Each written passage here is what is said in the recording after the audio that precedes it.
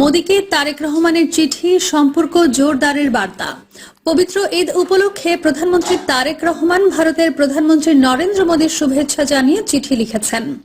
চিঠিতে সম্পর্ক জোরদারের বার্তা দেওয়া হয়েছে। ভারতীয় গণমাধ্যম টাইমস অব ইন্ডিয়া এই তথ্য জানিয়েছে।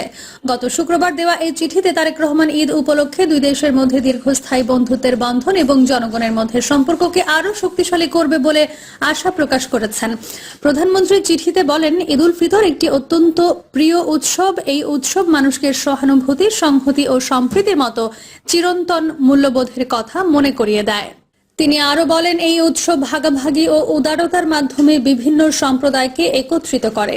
এই পবিত্র উপলক্ষ আমাদের জনগণ এবং বিশ্বজুড়ে সব মানুষের জন্য শান্তি, সমৃদ্ধি ও সুখ বয়ে আনুক। এর আগে প্রধানমন্ত্রী নরেন্দ্র মোদী ঈদ উপলক্ষে প্রধানমন্ত্রী তারেক রহমান ও বাংলাদেশের মানুষকে শুভেচ্ছা জানান।